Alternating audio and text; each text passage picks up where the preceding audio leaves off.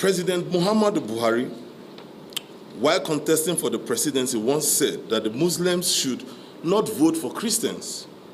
And today he sits comfortable as the president of our dear country, Nigeria. He even threatened that the dogs and the baboons would be soaked in blood should the election not be conducted as expected. Now the question is, who are the dogs and who are the baboons? A press release by the Global Network for Sustainable Development aimed at convincing and restoring the confidence of Nigerians amidst the recently alleged leaked audio conversation between Mr. Peter Obi, the Labour Party presidential candidate, and Bishop David Oyedepo, the general overseer and founder of the Living Faith Church, also known as the Winners Chapel, has been made visible and has been aired. This interview was made earlier today when the spokesperson for the Global Network for Sustainable Development, amidst other parastatals and other international communities, was very vivid when he addressed newsmen earlier today. Watch this video and hear what he has to say. I believe all of us have our own views as regards the inconclusive presidential election tribunal case going on and the different political propaganda aimed at different political candidates and different parties in Nigeria. Watch this.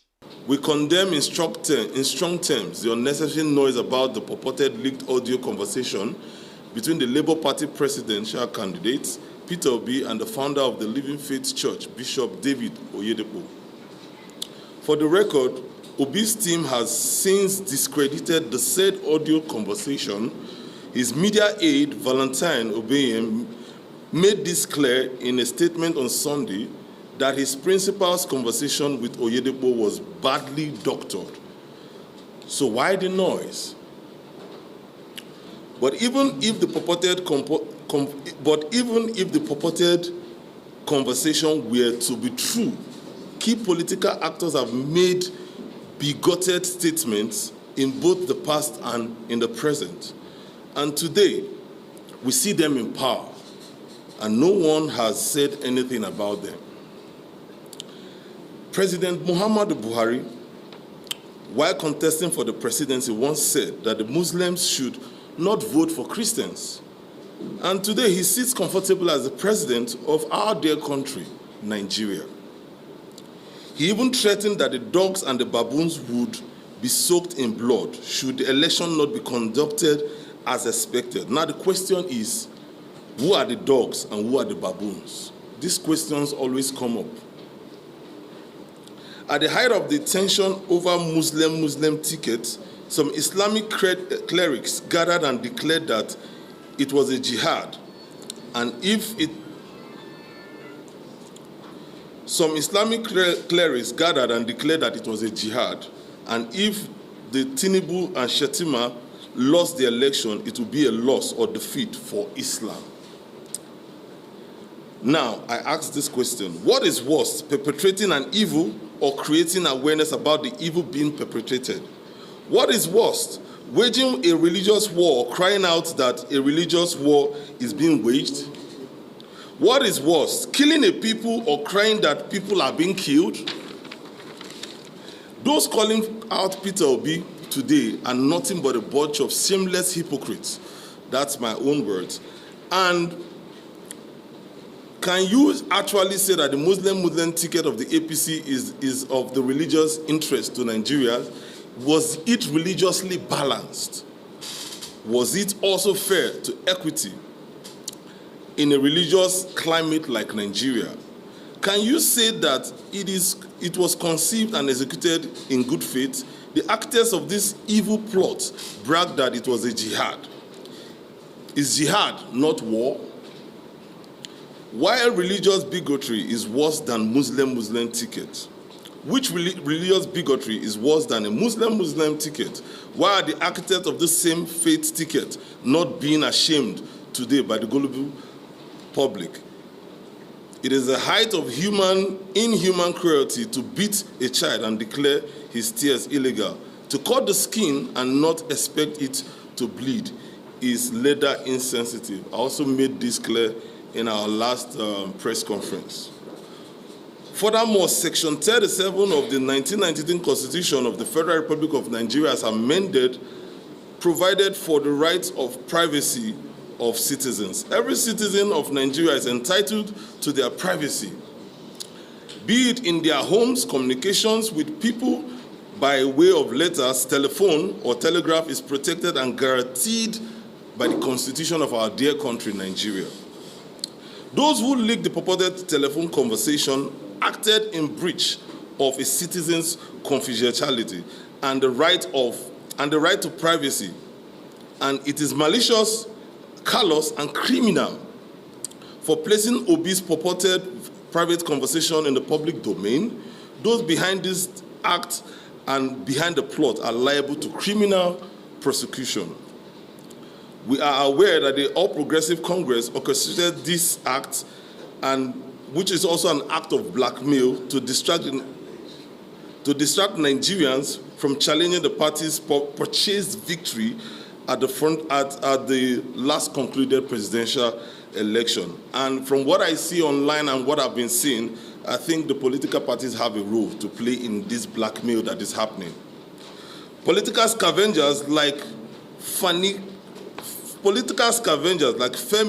Fani Kayode. I used to be a fan of FFK, but I'm shocked at what is happening now. And he didn't just hesitate to feast on such a stinking carcass of poorly scripted blackmail. The infamous politician who has now become an infamous political almajiri, I called him that in a post I wrote some time ago. He used his office as the director of New Media APC Presidential Campaign Council to carry out similar dirty jobs before, especially against Tinibu's opponents. Why didn't anybody come out to say anything? It is regrettably that the so-called ruling party has reduced politicking in Nigeria to cheap blackmailing and throwing of tantrums. It is a pity that issue-based politics have been murdered in Nigeria by sycophants and desperate politicians who thrive on blackmails and character assassination. We don't want Nigeria to go down that way. It is a shame that a party that claimed to have won election has resorted to underhand practices and cheap blackmail against a purported loser instead of defending their victory in court. We are even more angered by Femi Fani Kayode, as you call him FFK, on his call to the security agencies to declare Peter Obi a master terrorist for purportedly describing the election as a religious war. If we are to be in a sane society, I think Femi Fani Kayode should be in the prison by now with all the things he's doing. But nobody is saying anything. Why? We also want to use this medium to ask the Labour Party presidential candidate, Peter Obi, to press charges against those who leaked the doctored telephone conversation with Bishop Oyedepo. The leaked conversation is an invasion of his privacy. With incidents like this, one may be forced to ask if we are now safe in Nigeria to have private telephone conversations. We therefore call on the telecommunication companies in Nigeria to rise up to their responsibility of protecting their customers' privacy. Finally, we called on Nigerians to ignore the blackmail and focus on retrieving the mandate they gave to Peter Obi from those who stole it. The wishes of the people expressed at the pool can never be suppressed. Our Christian brothers who are in the ruling party, they didn't copy from their Muslim brothers how they hold high their religious leaders. It is very easy for them to come out and discriminate those that we hold in high esteem. We are coming to tell them that enough is enough.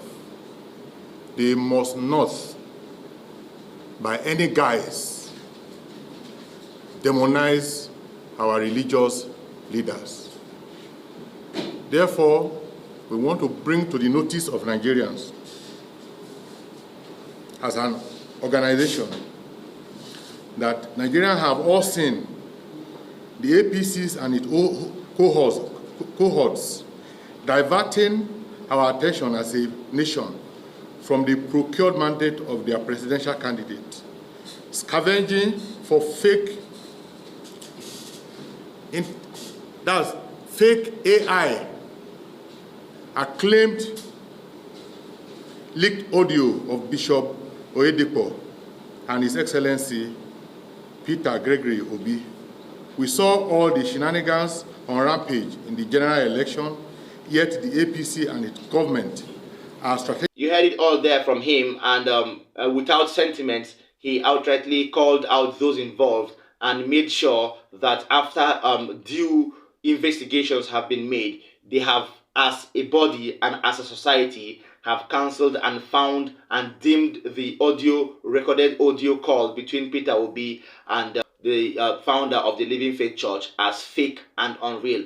That is that from our table. I hope you've taken the positives from this particular update. Drop a comment for us in the comment section if you feel you have a different view from this, and make sure you like, share, and subscribe to Nation's Voice Tower. Thank you.